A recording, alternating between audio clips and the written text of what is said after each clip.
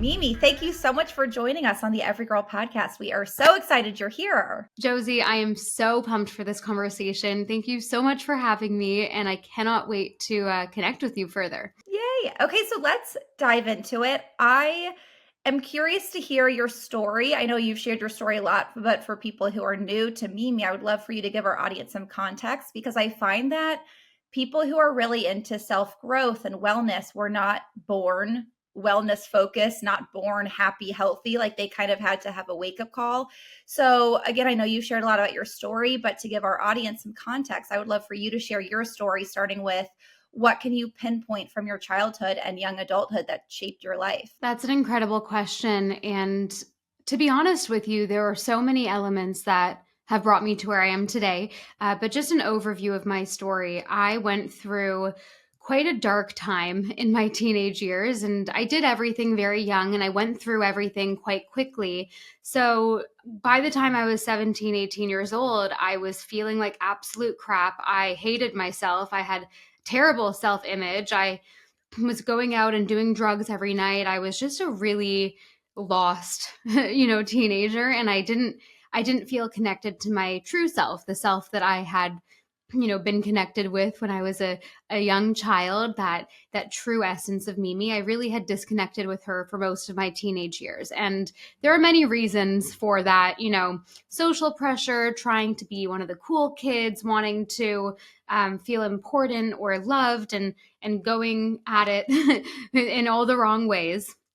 And, I went through quite a dark time in my mid-teens, and everything from eating disorders starting to, like I mentioned, going out and partying and doing intense drugs at such a young age, to even, really dark stuff like self-harm stuff when I was like 12 years old. Like I was a really lost teenager. And so everything kind of boiled up, and I find myself at 17 years old in this tiny dorm room. I had just started university in Canada, and I reached a breaking point where I just was so unhappy. I felt like absolute crap. My body was giving up on me because of all the partying I was doing. I was constantly sick, and I decided to change. I had this voice deep inside of me, and I know this sounds so cliche, but it really is true.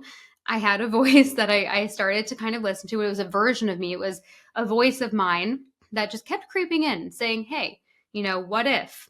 What if you could have a bigger life? What if you could change everything? What if you could create absolutely anything you've ever wanted?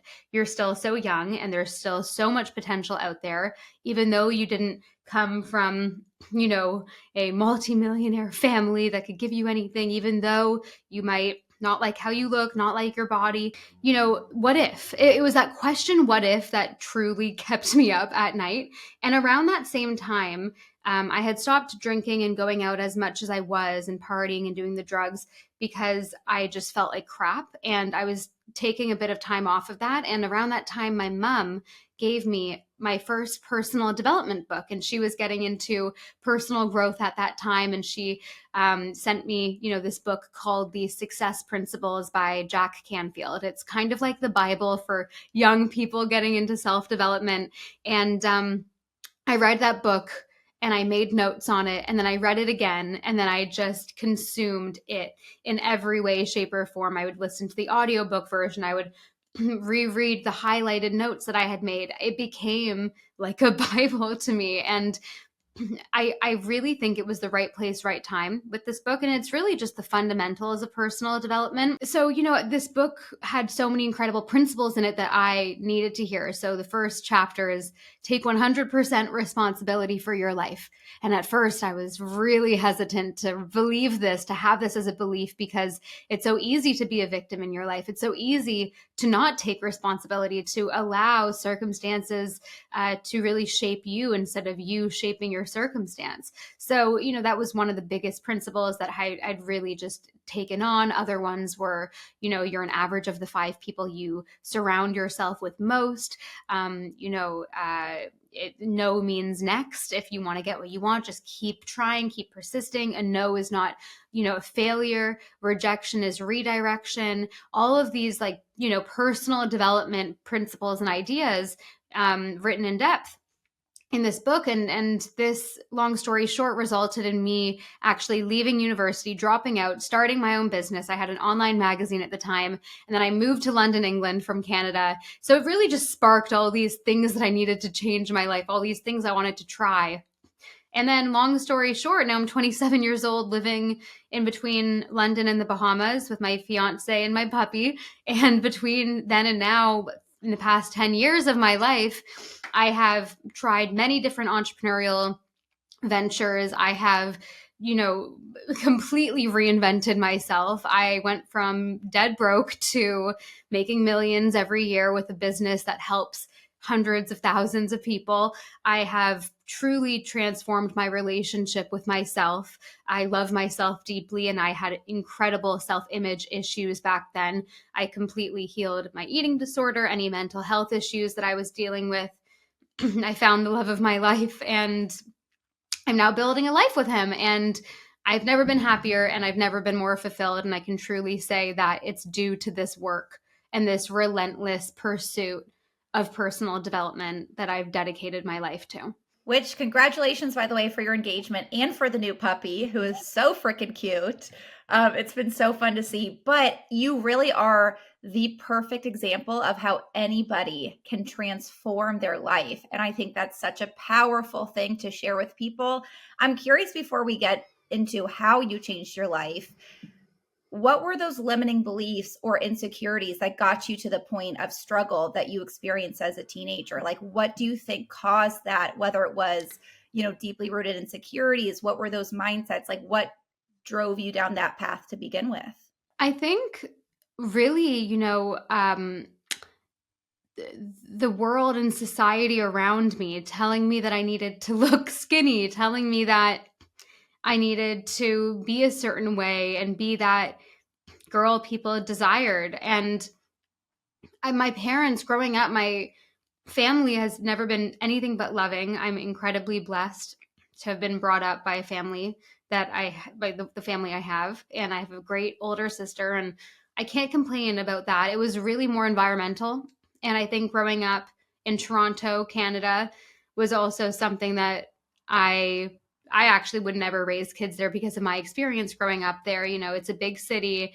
You're exposed to a lot of bad things. Well, at least where I wasn't at a private school. I was at public schools, and I was exposed to just a lot of stuff. And it was also the friends I had at a young age. A lot of them influenced me in a negative way. So I would say all these negative mental patterns and this deep negative self-image stemmed from the environmental factors in my life. And realistically, my parents were so loving, but they were busy. They had their own lives. They had a business. They had 2 kids. My sister started to hang out with her new friends in high school, and her younger sister wasn't cool anymore. So I was really alone. As much as people gave me that love, I was alone and easily influenced. And I wanted to matter so deeply. And I think I got myself involved into these things because I didn't have any direction or any, guidance from anyone that really had a life that I was aspiring to have. And now, one of the best pieces of advice that I actually will remember to tell myself or tell other people is only take advice from people that have what you want. And if you want to create a certain life, look up to the people that have already created it. You're not going to take financial advice from someone that's gone bankrupt 3 times in their life. So just look up to the people that have what you want. And I didn't really have those role models. Like, my family's amazing and they're incredible people, but like, I wanted something very different. And, I had to start finding that myself. So I think, to answer your question in short, it was definitely environmental, and thankfully social media wasn't a big thing in my early teens yet. I was definitely before that time, and I don't know what would have happened if I wasn't, because I feel so bad for the people these days that are dealing with that, the young kids.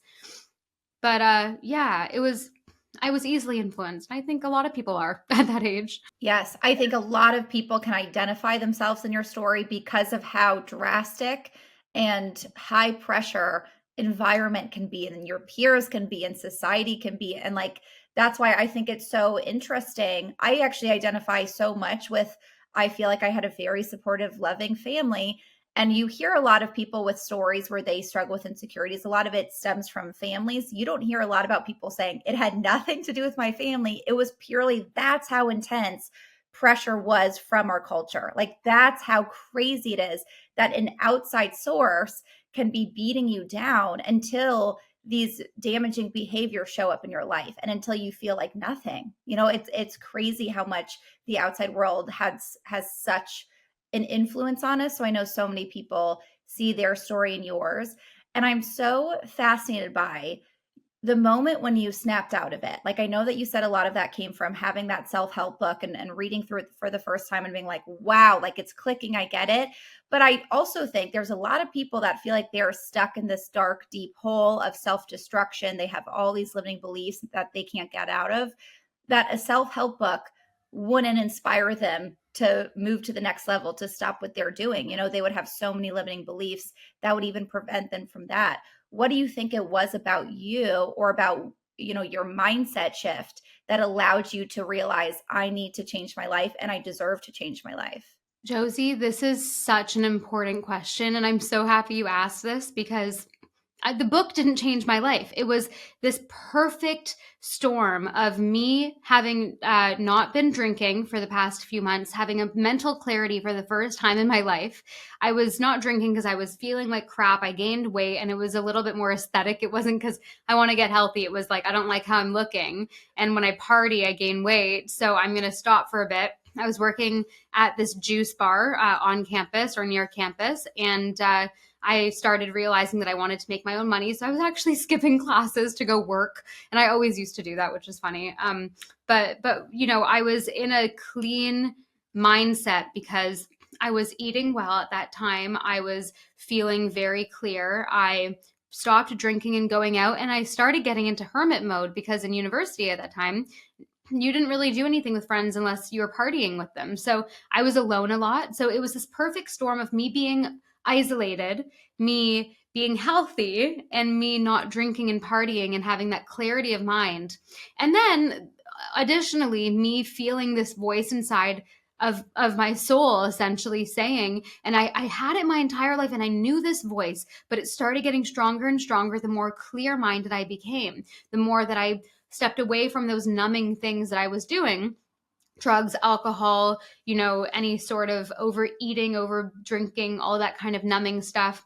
I was clear away from that. So it opened up this like channel, me connecting with that voice. And that voice essentially was just this pull of like, you can do anything you want in your life. It was this deep belief that I know I deep down always had, but I didn't really believe it until I got really into this work. But that belief was like, you can do anything in this life. You live once.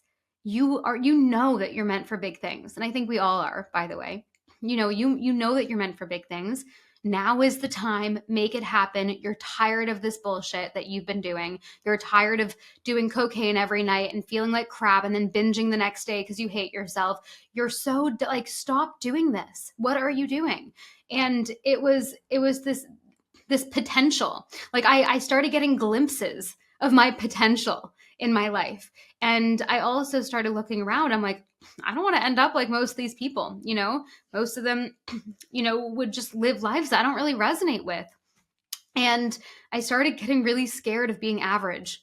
And I know that can trigger some people. The word average I use sometimes in a negative way, but because the average person in society is unhappy, unhealthy, hates their life, hates their job, numbs out every day on either it's social media, TV, drinking, drugs. Like, we're not happy as a society. And I was really just feeling this like internal pull to just be greater than myself, than the old self. So that's I think what it was. And it was a perfect storm.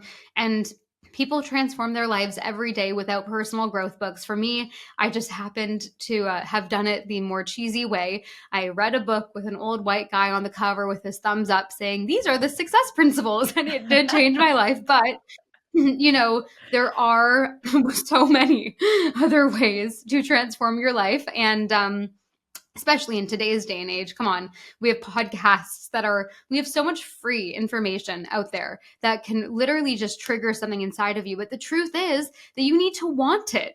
Like, that's at the end of the day what it is. Like, you need to want this life. You need to believe that there's more for you available. And that's just the truth. That is a fundamental universal truth that if you want more out of your life, you can have it. It's just a matter of you becoming the person that has that life. And that's what my work teaches, is becoming the new self-image. At that moment when I was 17 years old in that dorm room, I actively chose to become the new self-image Mimi. I designed her in my mind on paper. I journaled about her. I literally designed who I wanted to be.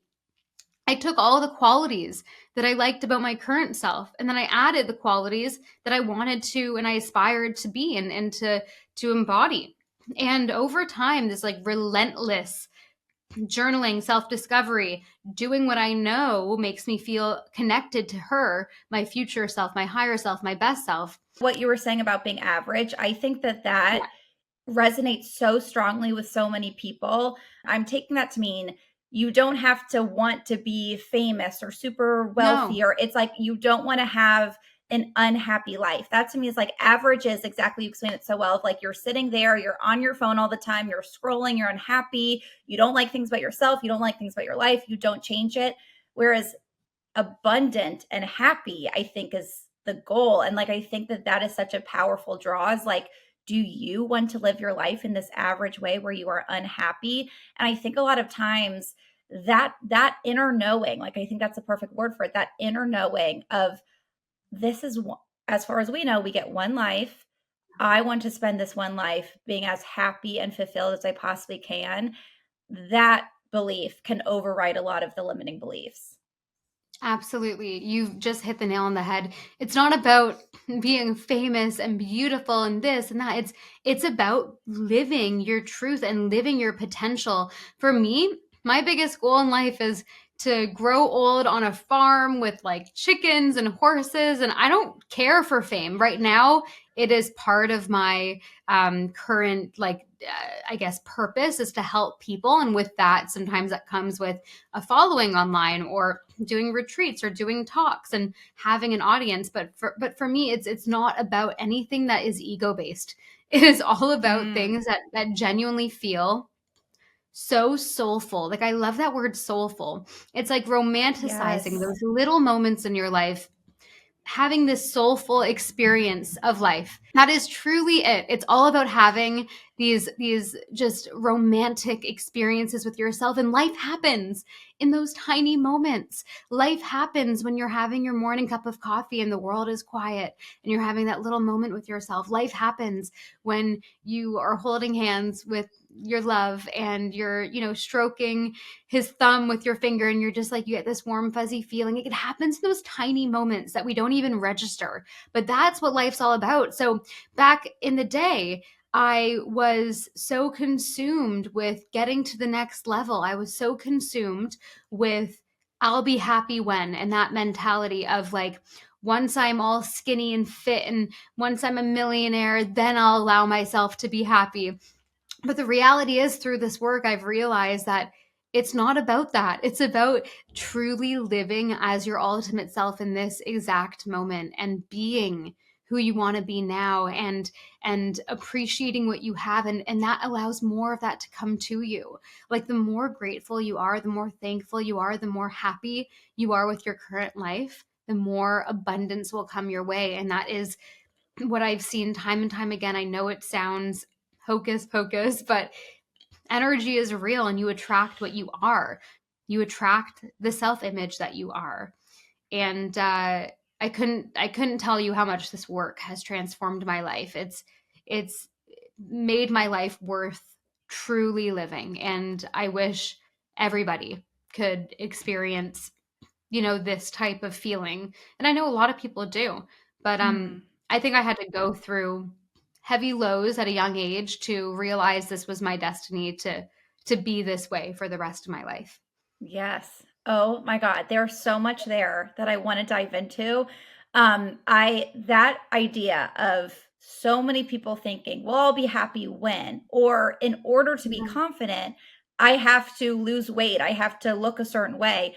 And I'm such a big believer that it's actually reverse. In order to love yourself, like it's not in order to lose weight, or in order to love yourself, you lose weight. In order to lose weight, you have to love yourself. Like it's, we have it all twisted. And that's such a good point of the amount of people that are saying, well, my life will be good once I move to this place, when I have this job, when I'm in a relationship, that then they're never achieving that because they're always feeling like one day, one day, one day, rather than knowing that day is today. I have to be that person that has the things that I want. And you're obviously, I feel like you're like one of the faces of manifestation because of all the things that you have done. And I know you talk a lot about your story and the struggles you had, but I want to dive more into this on like the middle part. Like, how did that Mimi become this Mimi? You know, I'm so fascinated by that. And I know something you mentioned earlier that I want to dive into more and have you explain is getting to know what traits you want, who is your highest, truest self, and becoming that, writing that on paper. I know you said you literally designed the Mimi that you are today, the life that you have today. Can you talk more about this? Like, what exactly were you designing, writing down, so that our audience and listeners can do that too? Because I want to do that. I want to design my life. Well, before I dive into my kind of formula, I would like to say that I have never had one perfect day. The past decade of me transforming my life, transforming my career, my finances, my body, my mental health, my self-image, my, everything, literally every area of my life completely 180 transformed. I have never had one perfect day. I have never eaten perfectly and organic and this and that for every meal, and then did my 10K steps and then did my meditation and then did my journaling, and then I was perfect, like, and then went to bed without technology. I've never had one perfect day. And I think this is so important to talk about. And I'm actually writing a book about this right now. I've created something called the bounce back rate. And if anyone is going to take anything away from my teachings, please have it be this: you cannot be perfect. Success does not come from perfection. Success comes from a quick bounce back rate. So you know what you want. Wow. You are trying to achieve it. You are on the route to get there. And then you fall off track. It happens to all of us. It is very hard to change habits. It's very hard to change beliefs in your self-image. It doesn't just happen. And you can't rely on perfection. So when you fall off track, all you need to do is bounce back on track and get back onto that bandwagon of consistency, of feeling good, of showing up for yourself. So success is not determined by perfection. Success is actually determined by how fast you can bounce back. And you cannot show me one successful, happy, fit, beautiful person that is perfect, that has perfect days, that eats a perfect diet, does the perfect workouts while also journaling and meditating and being perfect. It doesn't exist. And if you show me someone that says that they do this, I will show you a liar because it's not the truth. So and true. The truth is you can create an amazing life by not being perfect. I did it. For so long, I thought I had to be perfect, and I actually thought I was a failure, even though I was improving incrementally. I still didn't. I thought I could just continue doing more and more and more. No, I was doing really well because I had a quick bounce back rate. I'd fall off track, and then I get back on. So that's the biggest thing. It's not about perfection. It's about how quickly you bounce back, number one. Number two, you need clarity on what you want in your life, and you need to create an archetype of this person. So for me, I call her my future self, but I can live as her in the present moment. And I know exactly what she wears. I know exactly how she talks. I know, her humor. I know how she holds herself. I know how she sits. I know how she dresses. I know how she, is portrayed to the world. Once you have that clarity, then you can create a roadmap to getting there. And once you have that clarity, then you can create this archetype and become her in everyday moments. This is the biggest thing. You must first become the kind of person that has what you want before you can achieve what you want. That is how it works. You don't achieve it, then become that person. You become her first. And this is essentially why I created Superhuman, the meditation app that you use, Josie. I created Superhuman because there was no other app that allowed you to like visualize and embody an energy while doing everyday activities, right? So, Superhuman, we're actually changing the word meditation, by the way, later this year. We're moving away from the word meditation because it's really just not even what we offer. Superhuman is like That's so motivational true. audio. Yeah. It's like Yeah. visualizing audio that you can listen to at any moment of the day that's like motivating, inspiring, makes you feel like you're in a movie. It gives you that like main character feeling and reminds you in everyday moments to be the future self, to be your ultimate self. Like I said, life happens in those little moments. Change also happens in those little moments. So I created Superhuman, and I don't know if you've heard the side of the story, but about 6, 7, 8 years ago, I was continuing to be on this personal development journey, and I was hearing all about meditation and how visualization and meditation helps you, embody the energy of your future, and it helps you become the person you want to be, and it rewires your mind and all that good stuff. I tried it. I tried traditional meditation. I hated it. I couldn't stick to it. I did not do it. My bounce back rate with meditation was crap because I just really didn't resonate with it. So I created a solution and I started recording these audio files to myself on my phone, on the voice memos on my phone. And I would literally just talk. And I would speak as though my future was in reality. So I would say, wow, it feels so incredible to, have this much money coming in, to have a successful business, for people to come up to me on the street saying that my work has changed their lives. I love the feeling I have when I'm looking at my lifelong partner and he is so amazing and he does all these things and he looks like this and he, just really visualizing. And I would listen to these audio files like when I was getting ready in the morning, when I was cooking dinner, when I was walking to the gym, in these everyday moments. I vividly remember being on the tube in London listening to these audio files. It was always in my ear, and I'd always make new ones. And then I started adding music to them. I was just really creative with it. Years later, I decided to launch these for the public, and I would create more, generalized ones and add more motivational music to it. I didn't really know what to call them, so I called them meditations, but it's not really what they are. And then I launched Superhuman, and since we launched Superhuman 2 years ago, tens and tens of thousands of people use the app, and we've really just grown through word of mouth. So like we haven't really done paid marketing yet because the growth has just been so insanely fast. So it's helping other people and it's just so exciting. But this is an incredible way to change your life because when you prime your mind in everyday moments, it's like the Pavlov dog theory, right? Like everyone's heard of that theory. Pavlov rings the bell, the dog salivates. What if you're listening to a getting ready meditation every morning when you're doing your makeup before work for 10, 15 minutes?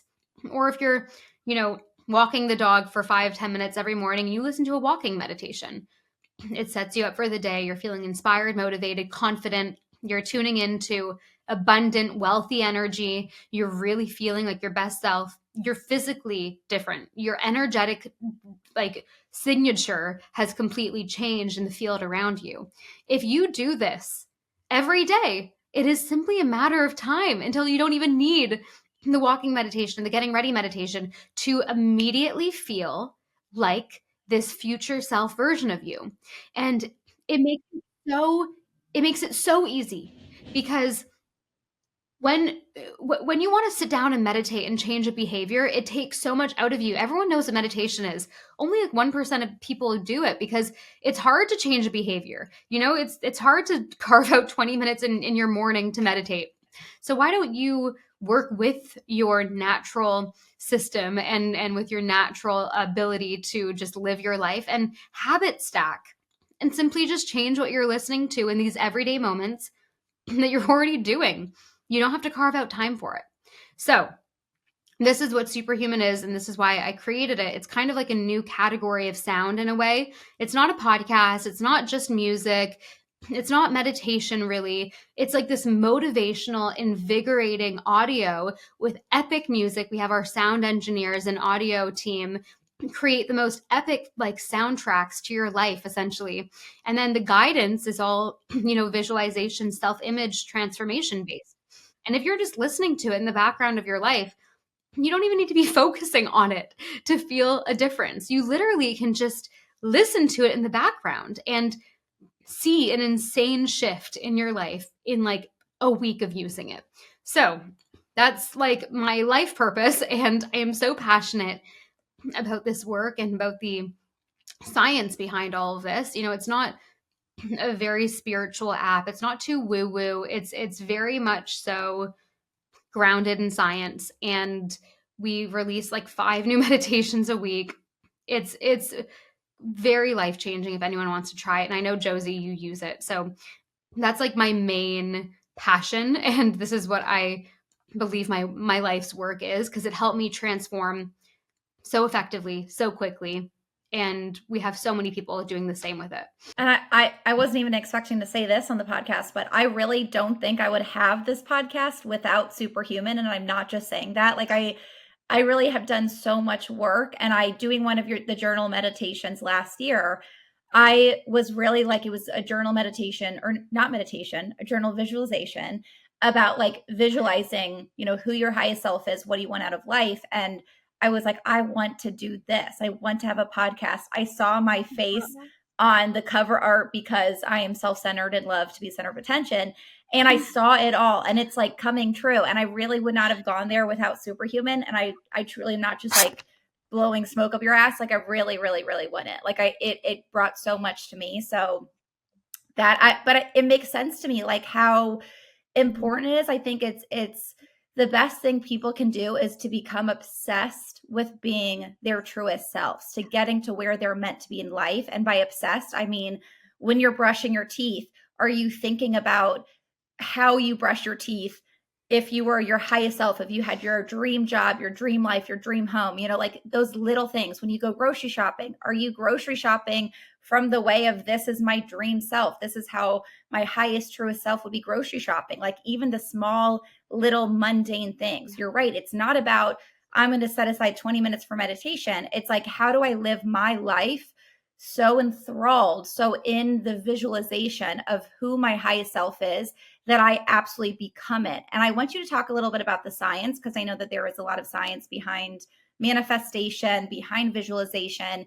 And it's because I can imagine, like, when the brain is experiencing something, the brain doesn't know whether it's reality or not. So it's thinking, oh, this is really happening. If you're visualizing something, it's thinking, oh, that's really happening. So then that's programming your brain to be like, whoa, I am the person that has a dream relationship, a dream job, a dream life, whatever it is. And your brain is actually thinking that, which is counteracting the limiting beliefs that you might have and improving your confidence, including your self-image. Is that kind of the science? I know you can speak on it so much better. Absolutely. And first of all, Josie, you just made my whole day. You don't even know how much it means to me when I hear this type of stuff. Like I don't realize sometimes how many people use the app or how many people are influenced by what I do. And then when I hear about it, it just like gives me this weird pinch me feeling where it's like, is this actually happening?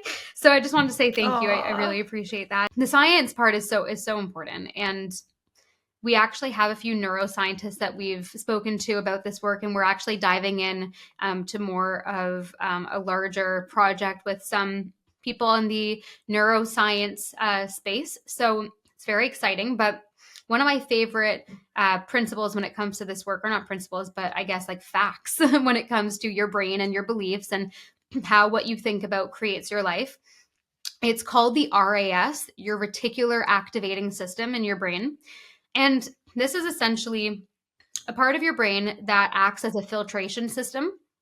So, for example, if you are planning to buy a red convertible, you are going to start seeing it everywhere. It's a very simple example you've probably heard before. If you're looking to buy, the new Dyson Airwrap, you're going to start seeing it everywhere.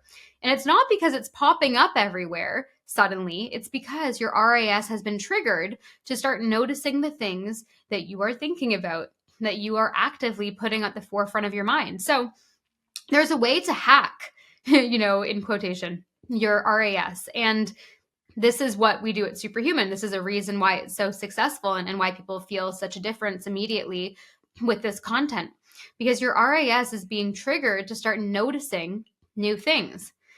It is being triggered to start noticing opportunity where before you have not seen that opportunity. It is being triggered to show you reasons why you are an amazing, beautiful, abundant person, why you are so capable to create this life. And it really just puts your focus on the right thing. And it happens in the opposite way too. So we've all had that friend who's a big victim. They are really embodying that victim mentality. Everything is bad that happens to them. They have bad luck, the opposite of lucky girl energy. So they're using their RAS against them. They find reasons everywhere why they're unlucky, why bad things happen to them. Oh, they didn't get the raise, or their boyfriend broke up with them. Yeah, just what happens to them, because they are an unlucky person, because they have this like deep belief, truly deep down, that good things don't happen to them, that things that they desire are hard to achieve. But what if you flipped the script? What if you started working on changing those beliefs? And your beliefs can change. Anyone's beliefs can change at any age. It's called neuroplasticity. You can change your brain, your beliefs, and in turn, how you live your life and what you produce in your life.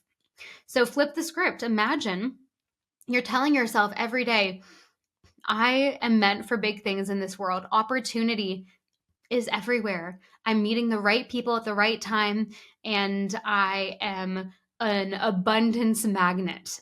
I'm a magnet to abundance, and wealth and opportunity is always on its way. It's always finding me.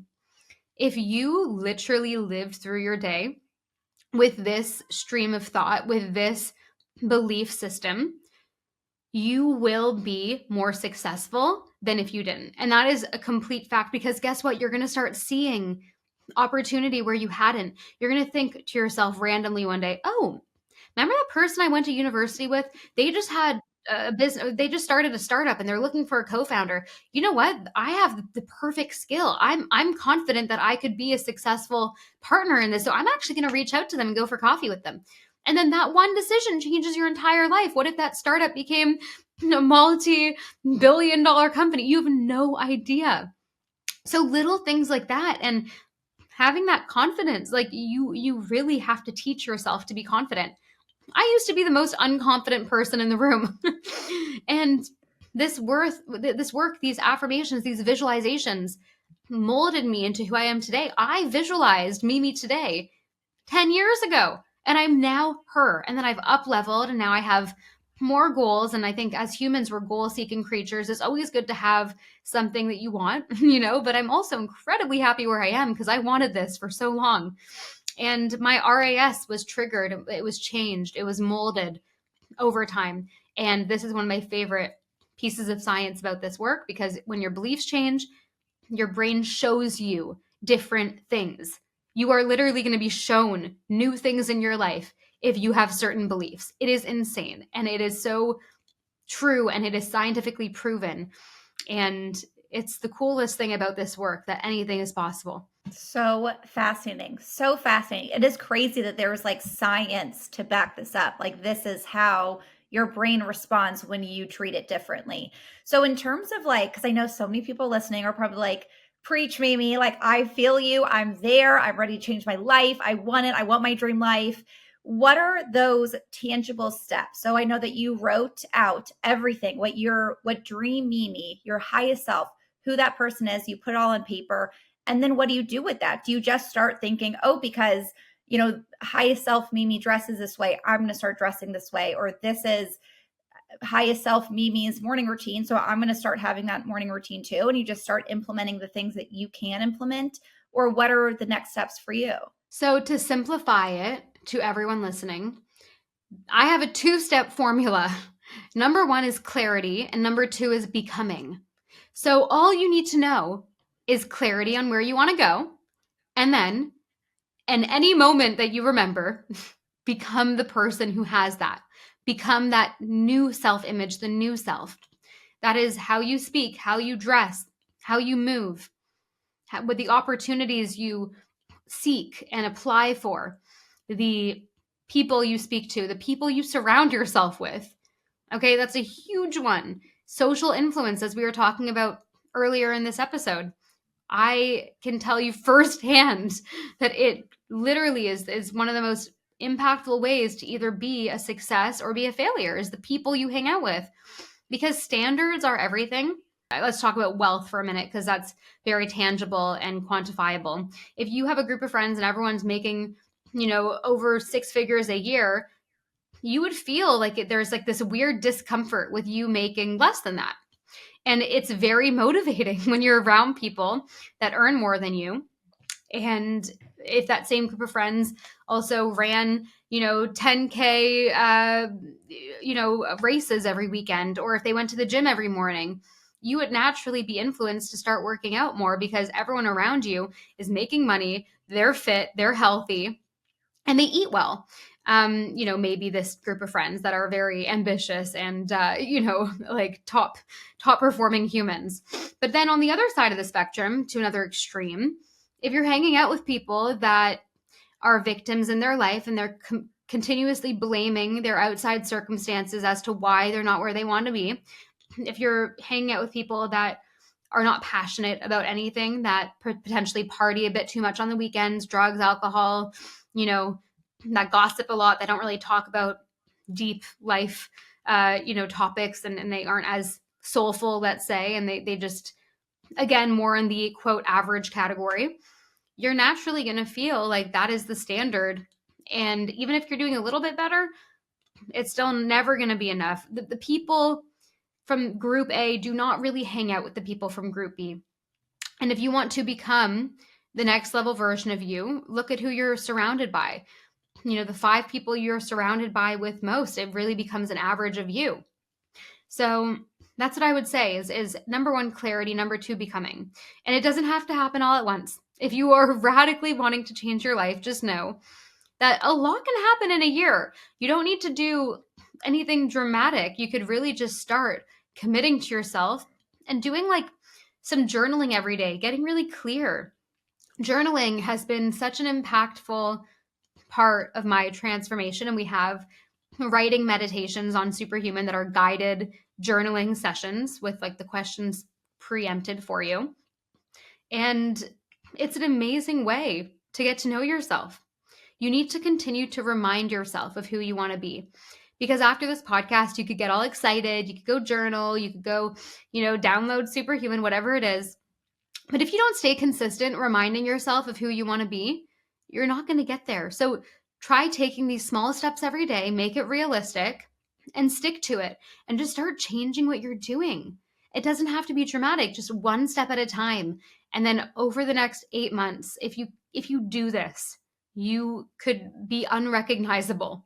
So true. So true. I think that's such a good point about the people you spend time with are kind of like become the sum of who you are. Because it also makes sense too of just if you want to run a 5K and you have friends that ran a 5K, it feels possible. You're around people that are proving it's possible.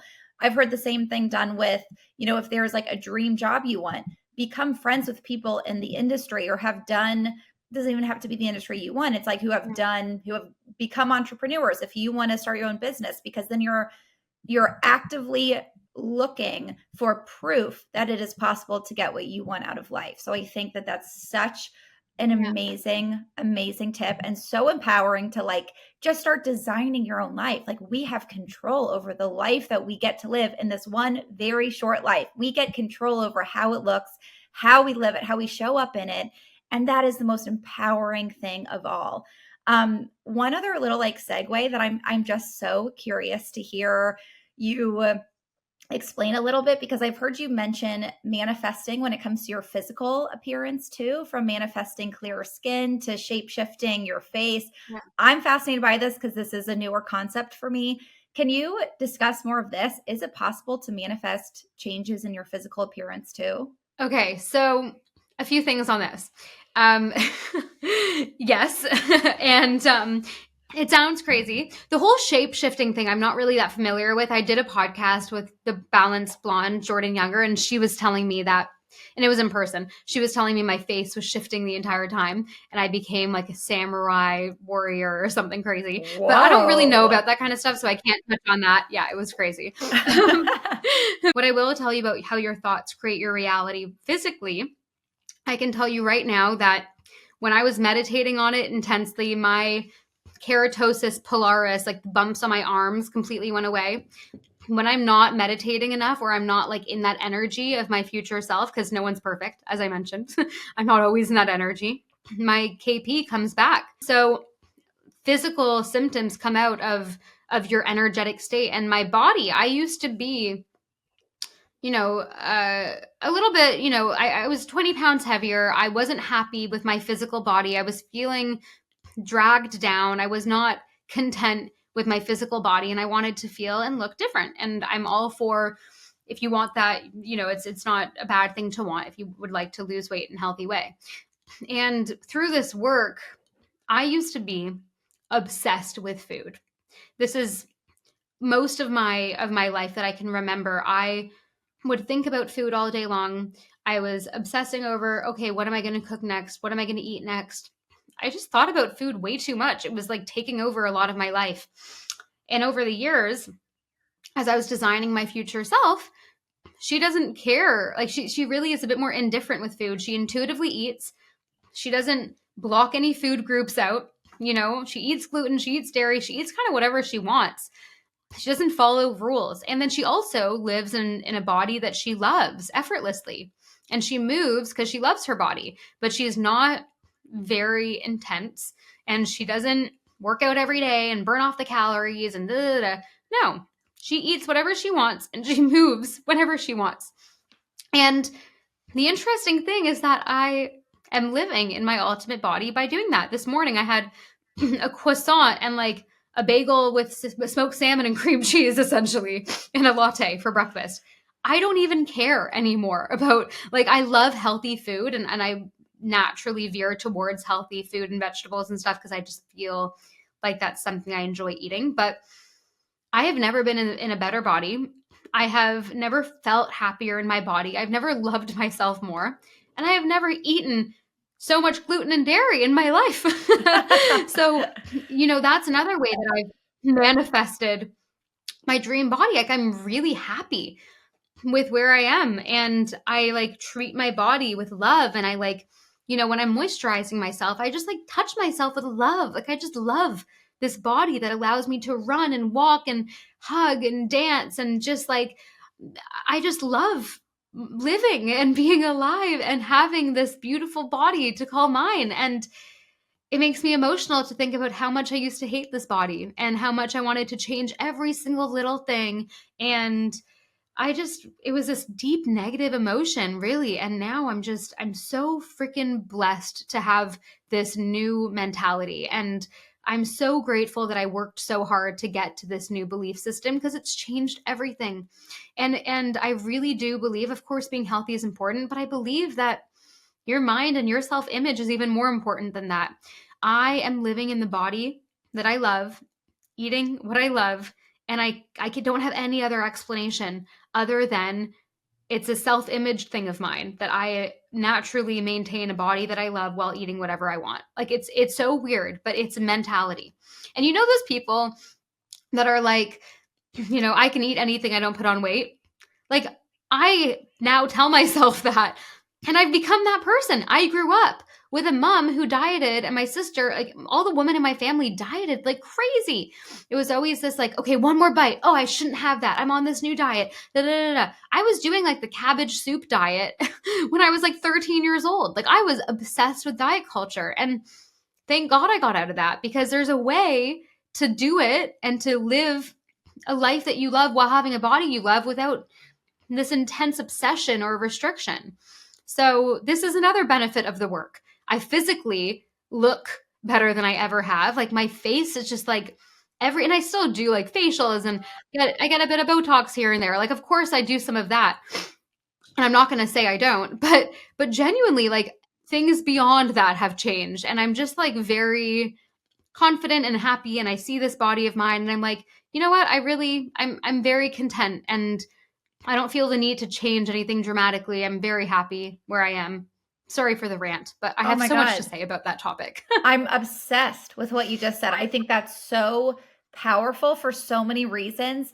One being the main thing you see all the time is people saying, okay, I'm going to restrict and diet and work out really tough, and then I'll get to my ideal body. But then when they actually think about who their highest self is, their highest self is not doing the intense diets, the restriction, having trouble just going out to dinner because they feel guilt afterwards. Like they're not experiencing those things.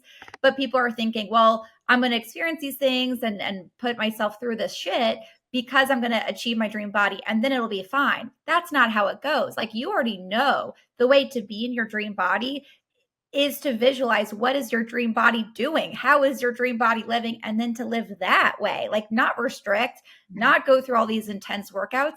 It's to listen to what your dream body is. Maybe that is you wake up and drink green juice every single morning. Great. Wake up and drink green juice every single morning. Maybe it is I'm going to be on vacation and I'm going to indulge in croissants and bagels and not feel bad about it because I know that my body can handle it, doesn't need to change because of it, doesn't need to be affected. Great, then do that. Like I think we know the roadmap to how to get there. So I think that realizing that the way you want to get to your dream body and the life that your dream body actually lives are two very different things. I think that's a really good tip. And then the second one, I also am such a big believer in like that the body listens to you. Like when you're looking in the mirror and saying, oh my God, I'm so fat, the body's like, all right, I guess we're fat. If you're looking in the mirror and thinking, oh my gosh, I have such awful skin, I look so ugly, your body's hearing, okay, I'm ugly, I have bad skin. I'm it sounds woo woo, but I'm such a big believer in that is like your body listens to you. Your body knows what you are saying to it. So if you start treating it with this love, even if you're not believing it, I feel like I always say to people, like, even if you don't believe I look so hot and I am amazing and gorgeous and beautiful, because you're working through all these beliefs that you've had in the past, and you just start saying when you're in the mirror, I look so good. I look so amazing. I work out. I feel powerful. I feel confident. If you just start saying that, like imagine how your body will listen to you differently. Yeah, and like you don't have to fake it either. Like if you deeply like have self-hatred, and when I first started on this personal development journey, I actually really hated myself. And looking in the mirror saying, I am beautiful, I am confident, like didn't really work. What worked was just starting one step at a time. So like, first, and everyone listening right now, do this, feel free to do this with me. Just feel your body, like feel the space that your body takes up in the room around you. And just start feeling like so thankful for the fact that you have a body, the fact that you are hopefully healthy, that most things are going right with your body, that you can walk, that you can hold things, that you can touch things, that you can smell things, that you can hug the people that you love, that you can stretch, that you can dance, that you can like run and swim into the ocean and whatever it is. Like, how amazing is that? Like, our bodies do so much for us and we're so mean to them. And the reality is that, like, 5 to 10 pounds is that really going to create this like limited life for yourself? Are you going to allow the like 5 pounds to like take up 90% of your thoughts and take over your life? Guess what? We're running out of time. We have limited time on this earth. Can you imagine waking up one morning at 80 years old, looking back on your life and realizing all you fucking did, sorry for my French, but all you fucking did was think about your body and hate yourself. Yes. It's like, what a waste of a life. Go live. Yes. Go be in love with life. And like, it's just such a waste. I wasted a decade of my life hating myself and I'm so over it. My mom, and we talk about this often, she's fine with me sharing it, but she wasted like 50 years of her life hating her body. And she's now going through such growth herself and like really like loving herself now finally for the first time in like 50 fucking years. And it's like, that's one of her biggest regrets is not doing it sooner. So it's like, it's the whole like love yourself affirmation. Like, yes, sure. But the truth is you need to understand the gravity of how important it is to just truly appreciate yourself. And when you start doing that, naturally you're going to start being okay with who you are. And guess what? When you're okay with who you are and you love yourself, you become 10 times sexier. You become 10 times more attractive. Your energy is different. Oh my God, it's so good. Why are we wasting our lives thinking anything, whether it's about the way that we look or whether it's about the job we have or the relationship we want, but we don't have? Like, why are we wasting our life thinking about what we don't have and that we're not good enough? Why are we not spending the very short life that we have using every moment to feel our very happiest, fullest, going after the life that we know inherently, we believe deep down that we are meant for that? Why are we not spending every day going after that? Maybe I'm like walking on a cloud. I feel like I just was like in a superhuman meditation or visualization, but like in real life with you. Like that was pretty trippy. This was so amazing. I'm going to wrap up with some rapid fire questions. First one, I'm just very curious. I always ask this to big wellness people. What is your go-to breakfast? I know obviously today was a croissant and bagel, but what is your favorite breakfast otherwise? And it can be the croissant and bagel. It literally changes every day. I'm so not a routine person, and I've embraced that about myself. So this morning was a latte and a croissant and like a little smoked salmon bagel thing. But yesterday was a protein shake with spinach. So it really depends. But this morning I will say a almond milk latte with a fresh croissant from the bakery next door. And my future self eats croissants often. So it is one of my favorite foods, especially when I'm in Europe. I love that. I completely agree. Our highest selves probably all eat croissants often. I love that. I love that breakfast. Okay. Next question. Best piece of advice you've ever received? That's a really hard question. The best piece of advice that I've ever received was, you can create whatever life that you desire, and it's totally up to you. So stop caring about what other people think and just go do it. Because from personal experience, but people will make fun of you when you try to do something different. And I had been made fun of a lot when I first started, my fashion blog and this and that. But years later, they're the same people that are coming up to you saying, oh, I used to know her. So who cares what other people think? Just be so true to you. You only live once. Go do what you are deeply meant for. And you know what that is. That's such good advice. Such good advice. I love that envisioning like the whatever person you're worried about judging you in the future being like, oh, I used to go to school with her. I used to know her. I used to work with her. Like, Yeah. I love that. I love that. Okay. Last question for you, Mimi. A book or any other resource that changed your life?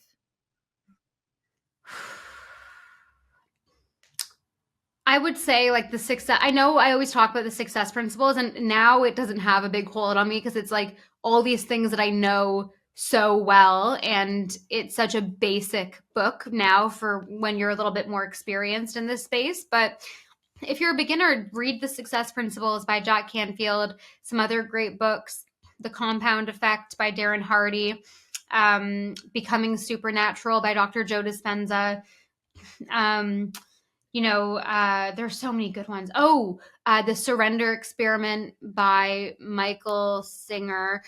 Some good ones, but I'm writing a book right now too, so stay tuned. I cannot wait. That is exactly what I need from you as a book. I'm so excited. Mimi, thank you so much for being here. This was such an amazing conversation. I love talking to you. Where can everybody find you, download Superhuman, and get more Mimi before your book comes out?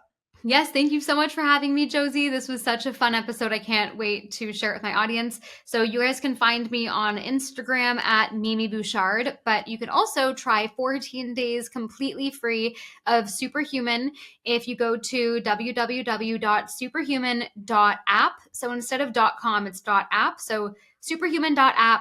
Go check it out. You can learn more about the app there. You can check out what we offer, and then you can sign up for a 2-week free trial. We also offer a money back guarantee. So even if you forget to cancel and you hate it, we'll give you your money back. We have a completely risk-free way for everyone to try it because most people absolutely love it and would love to have you try it out. And other than that, Instagram and Superhuman is where you can find me. And my podcast, actually. I have a podcast. I forgot about that. It's just called Mimi, just Mimi is the podcast.